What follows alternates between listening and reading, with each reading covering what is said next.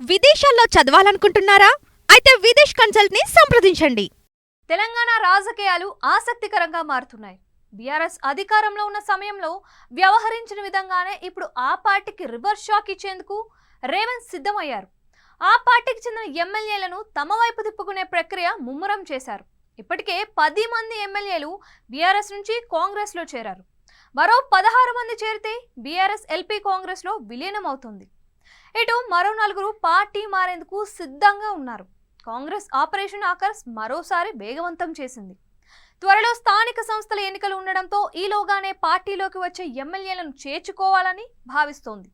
స్థానిక సంస్థల ఎన్నికల నాటికి బీఆర్ఎస్ ను బలహీనపరచాలి అనే లక్ష్యంతో అడుగులు వేస్తుంది. రాజకీయంగా కాంగ్రెస్ ను పలు అంశాల్లో ప్రతిపక్ష బీఆర్ఎస్ టార్గెట్ చేస్తుంది.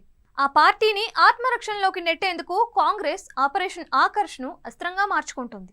తాజాగా మరో 4 బీఆర్ఎస్ ఎమ్మెల్యేలు కాంగ్రెస్ లో టచ్ లోకి వచ్చినట్లు సమాచారం. ఈ 4తో పాటుగా మరికొందరితో కాంగ్రెస్ నేతలు టచ్ లోకి వెళ్లినట్లు తెలుస్తోంది. వీరితో చర్చలు పూర్తయిన తర్వాత ఒకేసారి అందరికీ పార్టీ కండువా కప్పాలి అనేది కాంగ్రెస్ వ్యూహంగా కనిపిస్తుంది. తాజాగా బీఆర్ఎస్ వీడే వారిలో జహీరాబాద్ ఎమ్మెల్యే మాణిక్ రావు, ఆలంపూర్ ఎమ్మెల్యే విజయుడు, బోధ్ ఎమ్మెల్యే అనిల్ జాదవ్ తో పాటు గ్రేటర్ హైదరాబాద్ కు చెందిన మరో ఎమ్మెల్యే పేరు కాంగ్రెస్ వర్గాల్లో ప్రచారంలో ఉంది. అయితే గ్రేటర్ ఎమ్మెల్యే విషయంలో మాత్రం ఇంకా స్పష్టత రావాల్సి ఉంది. ఆయన పైన పలు ఆరోపణలు ఉండడంతో నిర్ణయం పెండింగ్ లో ఉంచారు. ఇటు పార్టీ ఫిరాయించిన ఎమ్మెల్యేల పైన వేటు కోసం బీఆర్ఎస్ ప్రయత్నాలు చేస్తోంది. న్యాయ పోరాటం కొనసాగిస్తోంది. దీంతో ఇప్పుడు పార్టీ మారాలి అనే ఆలోచనలో ఉన్న ఎమ్మెల్యేలను ఈ అంశం టెన్షన్ పెడుతోంది. అదే సమయంలో బీఆర్ఎస్ ఎమ్మెల్యేలపై పోటీ చేసి ఓడిన నేతలు ఆ ఎమ్మెల్యేలు కాంగ్రెస్ లోకి రావటాన్ని అంగీకరించడం లేదు.